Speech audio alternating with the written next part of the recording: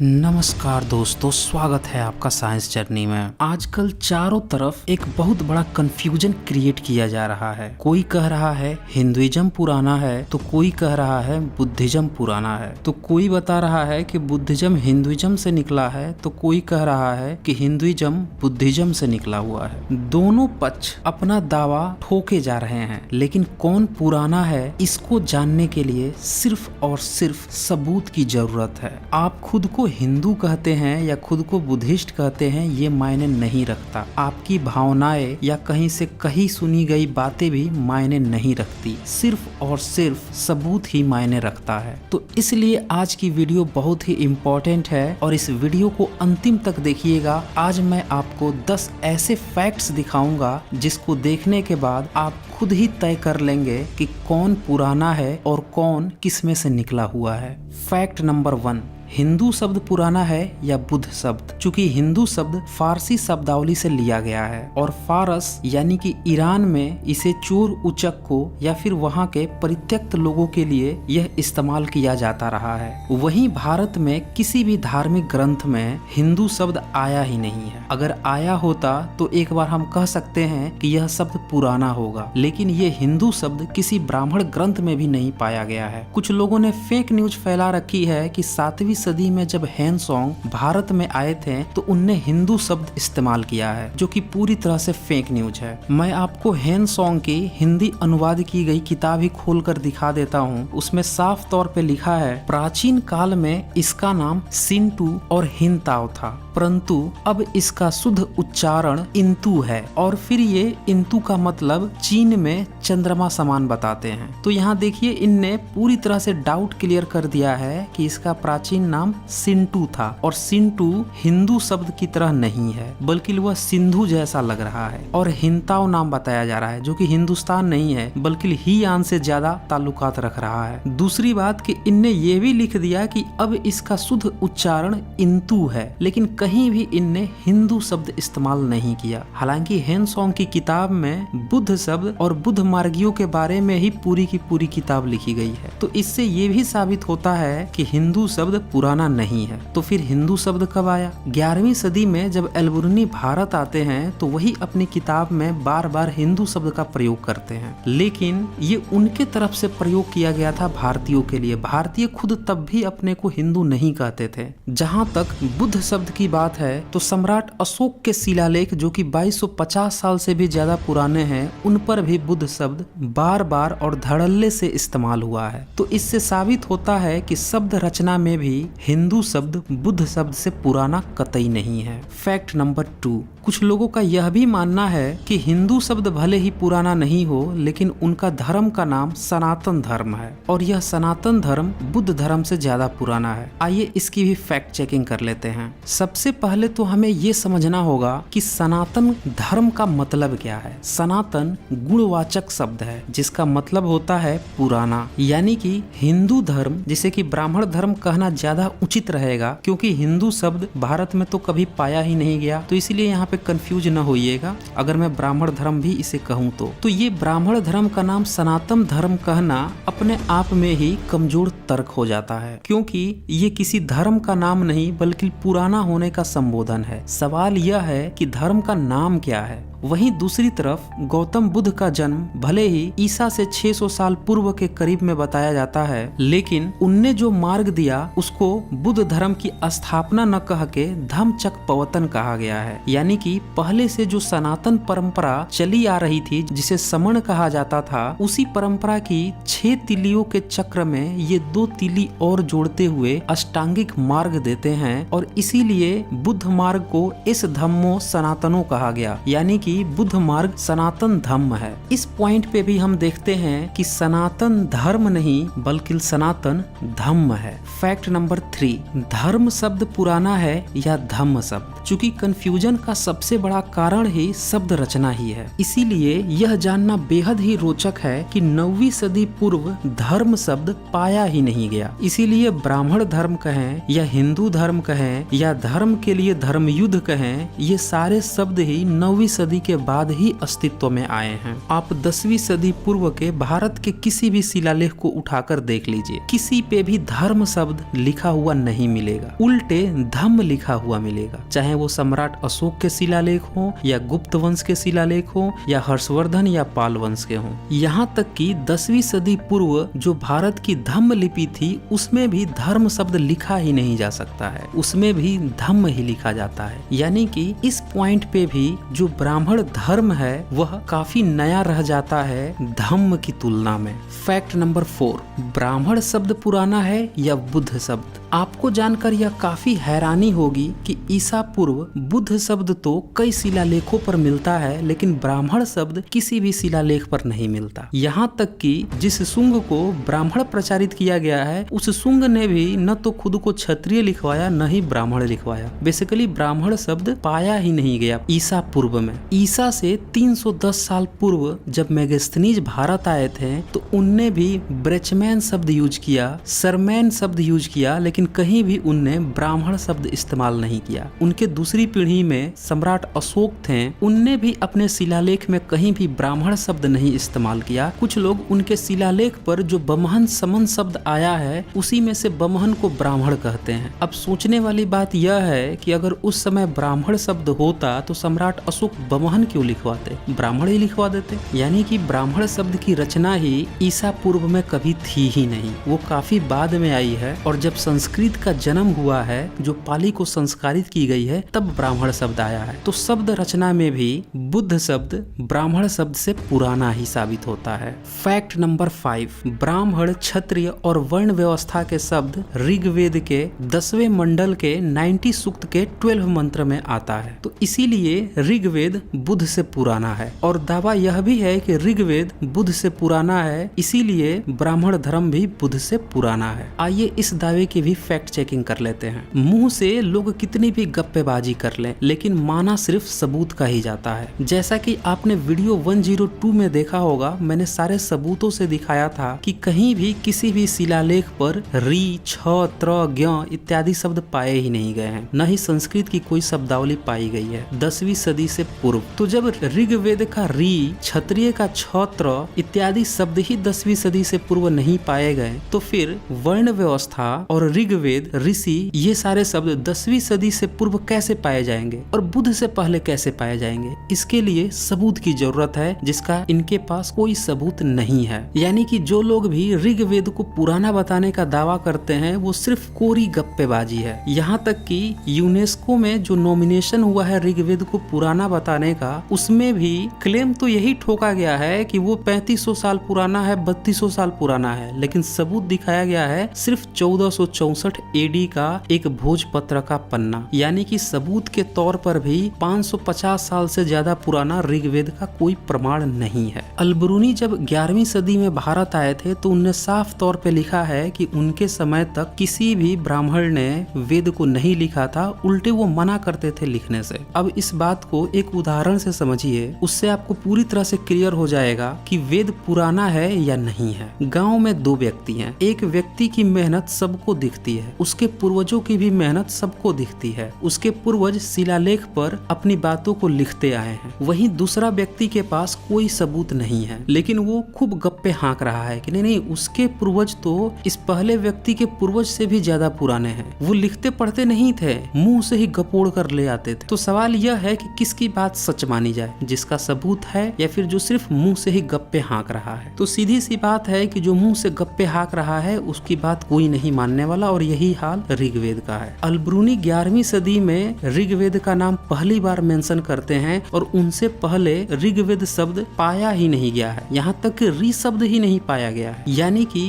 भाषा और लिपि की जो आधार है उससे साफ पता चलता है कि ऋग्वेद सिर्फ 11वीं और 10वीं सदी के समय में ही अस्तित्व में आया था। तो सबूतों के आधार पर भी यहाँ भी ब्राह्मण, क्षत्रिय वर्ण व्यवस्था जो कि ब्राह्मण धर्म की कोर है, वो भी बुद्ध मार्ग से पुरानी कतई नहीं साबित होती। फैक्ट नंबर 6, ब्राह्मण धर्म को पुराना बताने वाले हमेशा ही संस्कृत को भी पुराना बताते हैं, क्योंकि इसे वो ब्राह्मणों की भाषा बताते हैं और पाली को बौद्धों की भाषा बताते हैं, जैनों की भाषा बताते हैं। तो यहाँ पे सवाल यह उठता है कि पाली पुरानी या संस्कृत पुराना। आइए इसकी भी फैक्ट चेकिंग कर लेते हैं। चूंकि पाली भाषा में लिखे हुए सैकड़ों शिलालेख मिल चुके हैं। ईसा से 250 साल पूर्व के सम्राट अशोक के शिलालेख मिले हैं जो पाली प्राकृत में लिखे हुए हैं और उसकी लिपि धम्म लिपि है। उनसे पहले बुद्ध के समकालीन पसेनजीत थे, उनके नाम का भी शिलालेख मिल चुका है जो कि धम्म लिपि में लिखा हुआ है और पाली भाषा में है। लेकिन संस्कृत के शिलालेख 9वीं सदी पूर्व पाए ही नहीं गए हैं, क्योंकि संस्कृत की लिपि देवनागरी है और संस्कृत को देवनागरी लिपि में ही अच्छी तरह से लिखा जा सकता है। देवनागरी लिपि से पूर्व धम्म लिपि प्रचलन में थी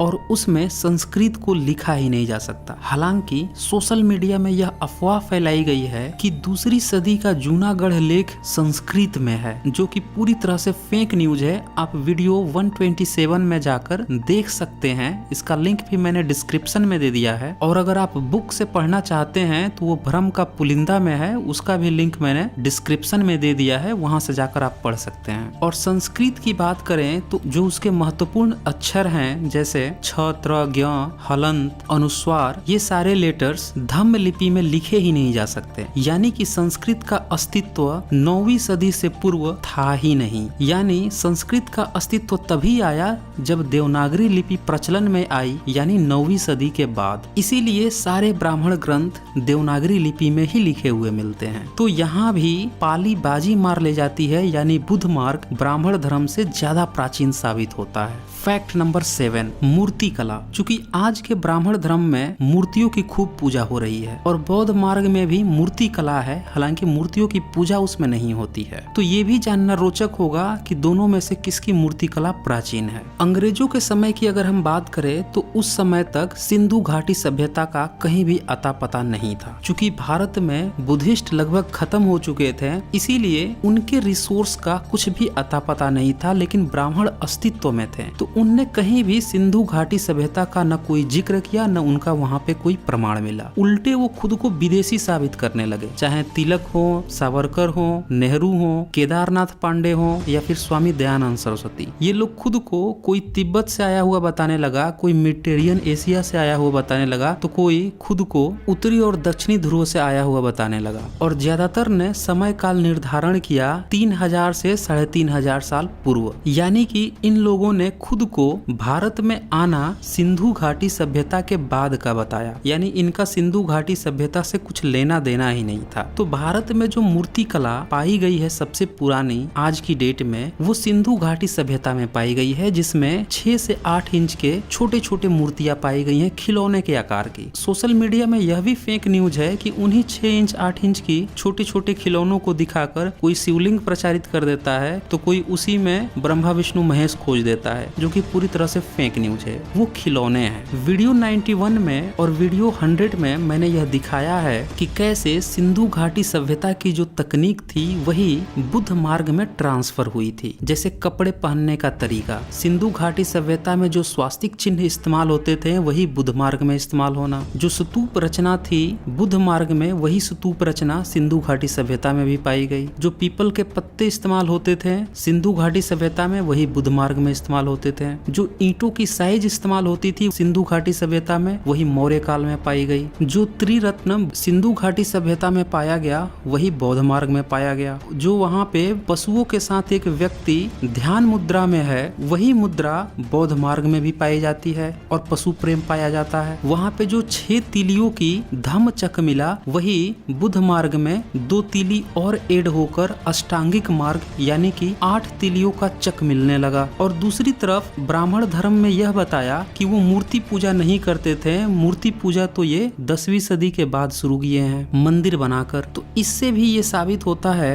कि ब्राह्मण अगर ये खुद को विदेशी भी बताते हैं और ये तथाकथित अपने फर्जी वैदिक काल को भी बुद्ध से पहले स्थापित करते हैं, तो भी ये मूर्ति कला को सपोर्ट नहीं करते। यानी मूर्ति कला भी बुद्ध मार्ग की और सिंधु घाटी सभ्यता की देन है, जिसका ब्राह्मणों से कुछ भी लेना देना नहीं है। तो यहाँ भी बुद्ध मार्ग मूर्ति कला में भी ब्राह्मण धर्म से काफी प्राचीन साबित होती है। अब यहाँ पे एक दूसरी भी थियरी है कि नहीं, ब्राह्मण विदेशी नहीं है बल्कि भारतीय ही है। इस थियरी में भी ब्राह्मण धर्म बुद्ध मार्ग से काफी पीछे आता है। ब्राह्मण धर्म सीधे सीधे 8वीं सदी के बाद ही साबित होता है शैव, शाक्त और वैष्णव मार्ग के रूप में, जिसमें कि मूर्ति कला पाई जाती है। तो चाहे ब्राह्मण को आप विदेशी मान लीजिए या फिर देशी मान लीजिए, दोनों ही थियरी में मूर्ति कला में ये बुद्ध मार्ग से पीछे ही रह जाते हैं और बुद्ध मार्ग ही प्राचीन साबित होता है। फैक्ट नंबर 8, अस्तित्व पे चर्चा। ब्राह्मण धर्म का अस्तित्व कब से है और बुद्ध मार्ग का अस्तित्व कब से है? यह बहुत ही मजेदार पॉइंट है। कुछ लोगों का मानना है चूंकि बुद्ध धर्म 2600 साल से ही है, इसीलिए ब्राह्मण धर्म उससे ज्यादा पुराना है, क्योंकि इसका कोई फाउंडर नहीं है। तो यहाँ पे भी आपको निराशा हाथ लगेगी, क्योंकि आज का जो ब्राह्मण धर्म है उसके मुख्यतः 3 सेक्ट हैं: शैव पंथ, वैष्णव पंथ, शाक्त पंथ। और ये तीनों ही पंथ 8वीं सदी के बाद आए हैं, जबकि बुद्ध मार्ग सनातन मार्ग है और धम्मचक्कपवतन से अष्टांगिक मार्ग 2600 साल पूर्व से आ रहा है। उसके मार्ग भी कई सेक्ट में बंटते हैं, जिसमें से प्रमुख सेक्ट थे हीयान, महायान, और यही फिर आगे चलकर बाद में वज्रयान में भी एक सेक्ट बनता है। यही वज्रयान में तरह तरह की मूर्तियां अलग अलग एक्सपेरिमेंटल रूप से बनने लगती है, जिसमें अवलोकितेश्वर बुद्ध की कल्पना आती है, तारा देवी की कल्पना आती है। इसमें मूर्तियों के कई सारे सर होते हैं, कई सारे हाथ होते हैं और हाथों में कोई न कोई प्रतीक चिन्ह होता है, जैसे किसी हाथ में वज्र है, किसी में फरसा है, किसी में तलवार भी हो सकता है, किसी में शंख हो सकता है। और यही वज्रयान की शाखा में से 8वीं सदी में एक प्रछन्न बौद्ध, जिसका नाम शंकराचार्य था, वो खुद को अलग कर लेता है और अपना वो एक अलग मार्ग चलाने लगता है, जिसको आज शैव पंथ कहा जाता है और जो अद्वैतवाद सिद्धांत पे आधारित है। आज भी आप जाकर केदारनाथ में देख सकते हैं, इस प्रछन्न बौद्ध की मूर्ति बुद्ध के आकार की ही मिलेगी। और फिर इसके अनुयायी जितने भी बुद्ध मार्ग के स्तूप थे छोटे छोटे, उनको कब्जा कर लेते हैं, जिस पर बुद्ध के चित्र बने होते थे, और उसी को शिवलिंग कह के पूजना शुरू कर देते हैं। इसीलिए आजकल आप देखे होंगे कि जितने भी बुद्ध स्तूप मिलते हैं जिसमें बुद्ध की मूर्तियां होती है, उसको ये लोग शिवलिंग कह के प्रचारित करने लगते हैं, जबकि इनका अस्तित्व 8वीं सदी से ही है और उससे पहले भी वो बनते थे और वो बुद्ध मार्ग का हिस्सा था। फिर इसी शैव मार्ग से 11वीं सदी में रामानुजम अपना एक अलग सेक्ट बनाता है, द्वैतवाद, जिसे कि वैष्णव पंथ कहा गया, और ये भी बुद्ध मार्ग को ही कब्जा करता है। जो बुद्ध मार्ग की प्रतिमाएं होती थी उसको ये विष्णु का अवतार बताने लगता है और इस तरह से 11वीं 12वीं सदी में बुद्ध को ये विष्णु का अवतार कह के उसको भी कब्जाने लगते हैं और सारे बुद्धिस्ट मंदिरों पे ये लोग उसको अवतार बताकर कब्जा कर लेते हैं। तो इस तरह से वैष्णव पंथ अस्तित्व में आता है। फिर इसके बाद आता है शाक्त पंथ, वो भी इसी तरह का कार्य करते हैं। वो भी बुद्ध मार्ग में तारा देवी महिला बोधिसत्व थी, उनकी मूर्तियों को और बुद्ध की मूर्तियों को और उसके महाविहारों को कब्जा करके इन्हीं को ही लहंगा, चुनरी, साया, ब्लाउज पहनाकर और शक्ति बनाकर पूजना शुरू कर देते हैं। तो इस तरह से आज का जो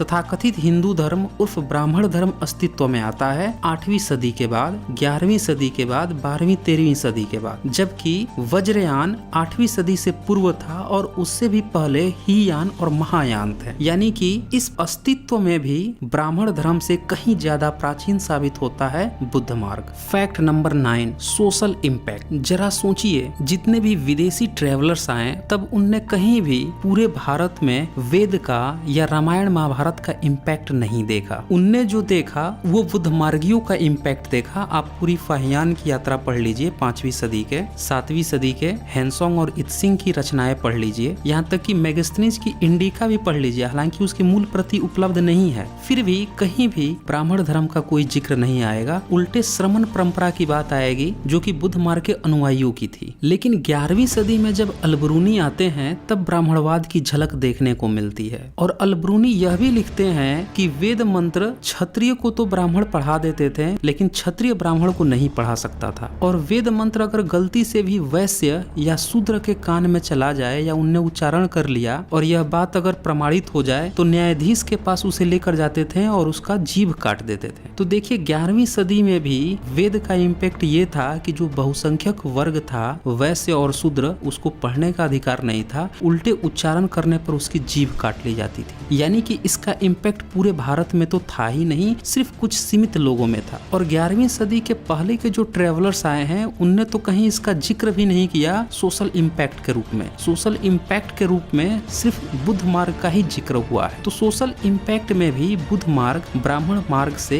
ज्यादा प्रभावी था और बाजी मार ले जाता है उससे प्राचीन होने का। फैक्ट नंबर 10, ग्रंथ रचना। चूंकि आज के ब्राह्मण धर्म में बहुत सारे ग्रंथ उपलब्ध हैं और सारे के सारे देवनागरी लिपि में लिखे गए हैं जो महज 1000 साल से भी कम पुरानी लिपि है। बुद्ध मार्ग के भी बहुत सारे ग्रंथ उपलब्ध हैं, धम्म लिपि में भी लिखे हुए मिल जाते हैं शिलालेखों पर और बहुत सारे इंस्क्रिप्शंस पर। तो यहाँ भी धर्म ग्रंथ रचना में बुद्ध मार्ग की लिखी हुई बातें ब्राह्मण धर्म से ज्यादा प्राचीन साबित होती हैं। यहाँ तक कि जो ब्राह्मण ग्रंथ के रामायण, महाभारत, वेद और तरह तरह के धर्म ग्रंथ हैं, ये सारी किताबें भी बौद्ध मार्गियों की लिखी हुई कथा कहानी और जातक कथाओं से चोरी की हुई साबित होती हैं। क्योंकि दशरथ जातक कथा जो ईसा से भी पूर्व में लिखी गई और इसके बहुत सारे चित्र अजंता की गुफाओं में आज भी ट्रेस में मिलते हैं, लिखित भी मिलते हैं। इसी तरह से साम जातक कथा है जिसको इनने श्रवण कुमार की कथा बना रखा है ब्राह्मण धर्म में, और कणव जातक कथा है, घत जातक कथा है जिसका इनने बाद में कृष्ण के नाम पर महाभारत में चरित्र गढ़ रखा है। तो बौद्धों की जो जातक कथाएं हैं वो ईसा से पूर्व में मिलती हैं और वही कहानी ब्राह्मणों की किताब में सिर्फ कागज पर मिलती है और वो मात्र 1000 साल से भी कम पुरानी है। तो धर्म ग्रंथ रचना में भी साबित होता है कि ब्राह्मण ग्रंथ काफी नए हैं और